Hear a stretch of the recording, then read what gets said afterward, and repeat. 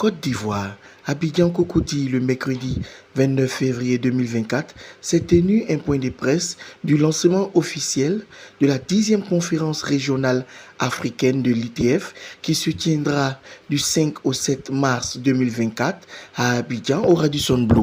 À cette tâche, en ma qualité de président du comité de coordination de la Fédération internationale de transport ITF en Côte d'Ivoire. Alors, cet événement qui nous reçoit ce matin va nous permettre, dans un premier temps, de vous situer sur ce que c'est que l'ITF et dans un second temps, l'événement que l'ITF organisera ici à Abidjan. Avant de poursuivre, je voudrais déjà vous présenter donc, tous ceux qui sont à cette table avec moi.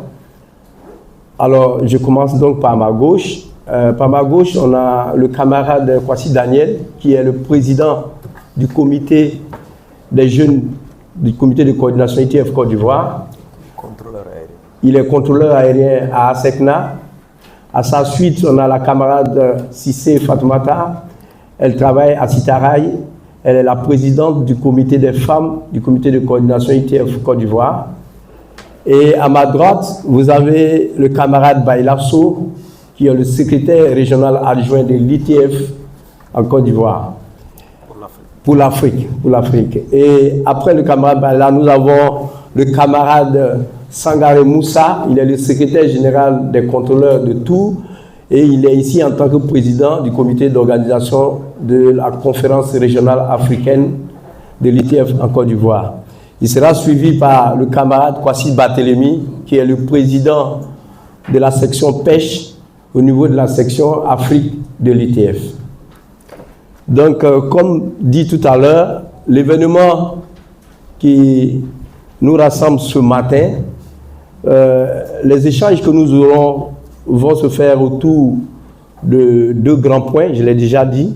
Il y aura donc la présentation de l'ITF mondial qui sera animée par le camarade Bailasso, et ensuite la présentation du comité de coordination ITF en Côte d'Ivoire qui sera fait par moi-même. Et ensuite, le président du comité d'organisation, le camarade Moussa Sangaré, va se charger donc de vous donner les différents détails concernant la conférence régionale africaine qui va se tenir du 5 au 7 mars 2024 à Abidjan, en Côte d'Ivoire. Et la Fédération internationale des ouvriers du transport. C'est une fédération syndicale mondiale. Il y a 9 fédérations syndicales mondiales actuellement. Il y a la vôtre, que je citerai en exemple, la Fédération internationale des journalistes. C'est une fédération syndicale mondiale, comme la Fédération internationale des ouvriers du transport, que les Anglais appellent International Transport Workers Federation. Elle a été créée en juillet 1896. L'ITF a célébré en juillet dernier ses 127 ans d'existence. Le siège de l'ITF se trouve à Londres, mais l'ITF a des bureaux régionaux et des bureaux sous-régionaux et un bureau de représentation à l'OACI à Montréal qui sont au nombre de 13. Genève, Bruxelles, Hong Kong, Singapour, New Delhi, Tokyo, Panama City, Rio de Janeiro, Bruxelles, Genève, Amman, Nairobi et Abidjan. Donc l'ITF, ses principales missions, c'est d'abord de mobiliser la solidarité syndicale entre les travailleuses et travailleurs des transports. C'est une plateforme d'échange d'expériences, mais c'est une plateforme de représentation des travailleurs au niveau international, au niveau mondial, parce que tous les syndicats du monde ne peuvent pas être autour de la table de négociation. Mais quand nous discutons avec l'OACI, l'Organisation de l'aviation civile internationale, l'ITF est là-bas à côté des pilotes, à côté des contrôleurs aériens, IFATCA, IFALPA, IFATCA. Mais quand nous discutons des questions maritimes et portuaires, c'est l'ITF qui est là-bas avec l'OMI, l'Organisation maritime internationale. Quand nous discutons des questions de travail de la réglementation du travail au niveau de l'OIT, l'Organisation internationale du travail, c'est l'ITF qui est là-bas. L'ITF aussi a une mission de capacitation, de renforcement de capacité des syndicats membres. On organise beaucoup d'ateliers, beaucoup de séminaires parce que le monde change. Il y a beaucoup de mutations dans le secteur du transport. Il y a beaucoup de problématiques, il y a beaucoup de problèmes qui assaillent les travailleurs des transports. Tous les modes de transport. Hein. Ça commence par l'aviation civile, ceux qui sont en l'air, les pilotes, les personnels de cabine, ceux qui sont au sol, à commencer par les contrôleurs aériens, le personnel d'assistance au sol, les personnels de catering, de restauration aérienne, les personnels de sécurité, tous font partie de la section de l'aviation civile. Il y a le tourisme, il y a les travailleurs routiers, qu'ils soient transport de passagers ou de marchandises. Il y a les cheminots, qu'ils soient de marchandises ou de passagers. Il y a les travailleurs aussi de la logistique et des entrepôts, par exemple comme le groupe AGL Extra. Donc il y a aussi les travailleurs de la navigation intérieure, tout ce qui se fait sur les lagunes, les lacs, les rivières, les fleuves. La pêche industrielle et artisanale, les dockers, tous ceux qui travaillent, l'axe docker c'est dans l'entendement anglo-saxon du terme, tous ceux qui travaillent dans les ports sont dans la section des dockers, et il y a les marins. Donc voilà la présentation de l'ITF. L'ITF regroupe actuellement 700, à la date d'hier, 734 syndicats, dont 171 en Afrique. L'ITF aussi est structuré autour de régions. La région Afrique, qui couvre l'Afrique au sud du Sahara. La région monde arabe, qui regroupe le Proche et Moyen-Orient et les pays de l'Afrique du Nord. L'Amérique latine et les Caraïbes, l'Amérique du Nord, les pays de l'Asie-Pacifique, extra, les pays de l'Europe. Voilà les différentes régions. Donc nous avons aussi, après la mission de capacitation, nous développons des politiques alternatives. Aujourd'hui, tout le monde sait qu'avec le dérèglement climatique, il nous faut aller vers des modes de transport moins polluants. Nous avons une politique sur le changement climatique. L'ITF a 734 syndicats membres à l'heure actuelle. L'ITF est dans 154 pays et l'ITF représente plus de 18 500 000 membres.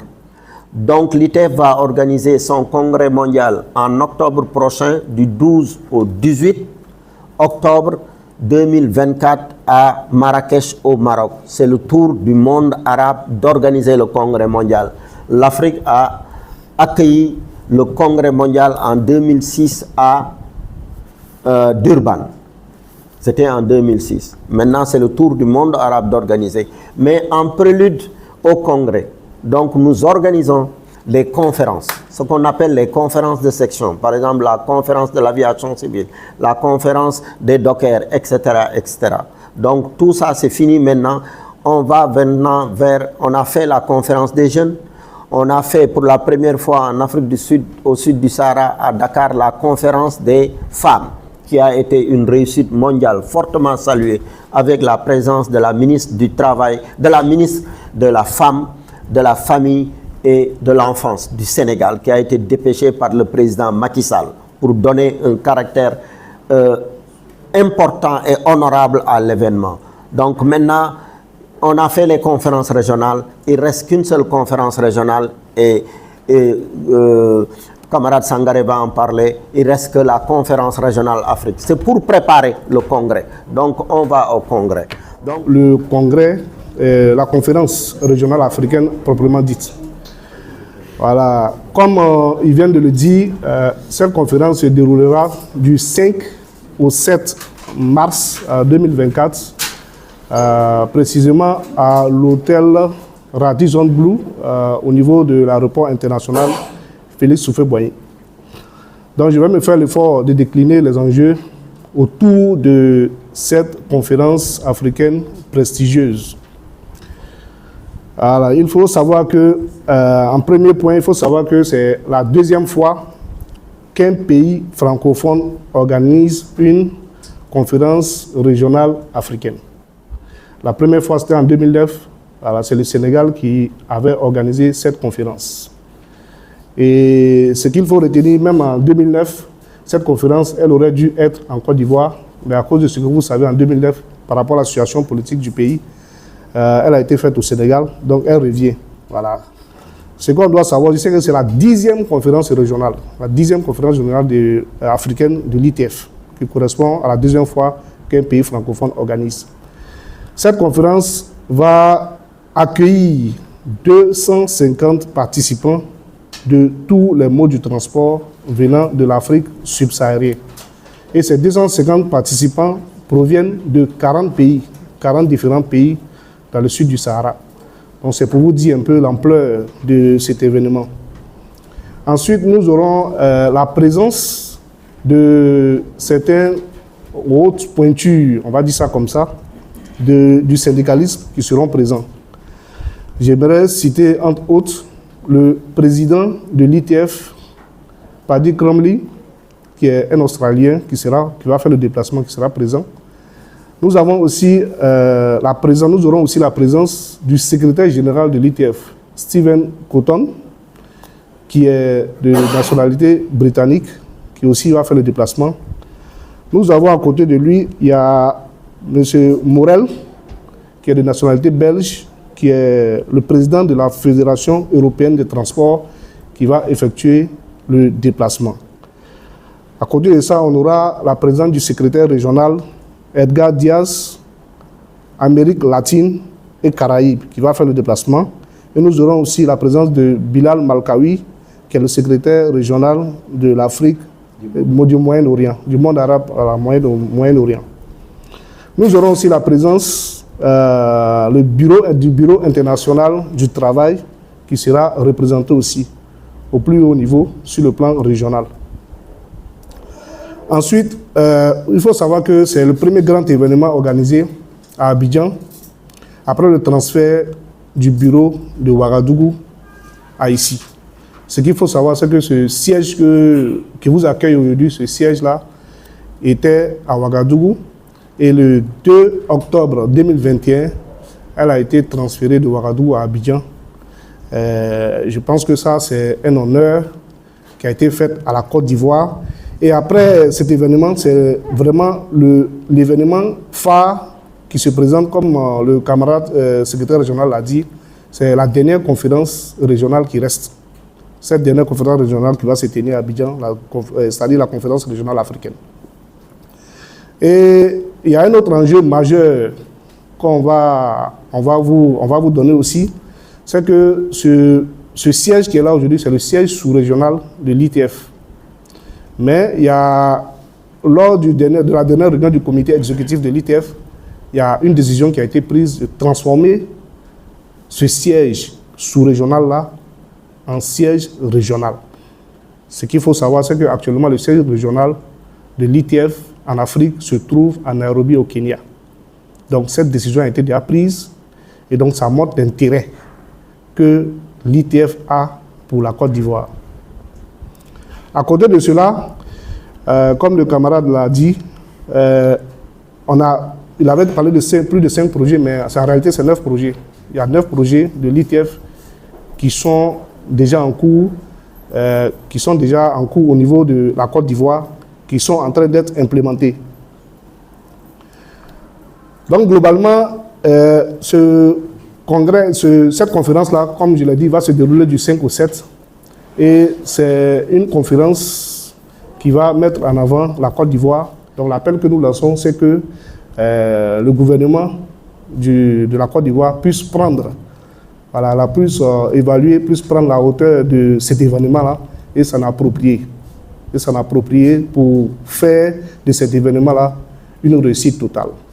Parce que, comme je vous l'ai dit, tous les enjeux qui sont à côté là, de la réussite de cet événement-là va dépendre tous les enjeux dont je vous ai parlé, à savoir le transfert du bureau régional de Nairobi pour venir en Côte d'Ivoire.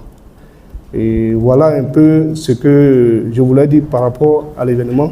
Donc, pour le premier jour, le 5 mars, il faut préciser ça, comme les camarades l'ont dit, l'ITF met un accent particulier sur les femmes et les jeunes.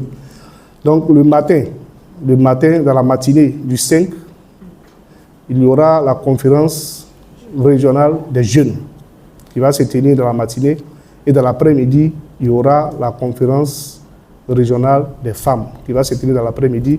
Et la cérémonie d'ouverture va commencer à partir de 17h45. Voilà, on aura de 17h45 à 20h45, on aura la cérémonie d'ouverture. Voilà, donc voilà un peu globalement présenté, on va dire, la conférence.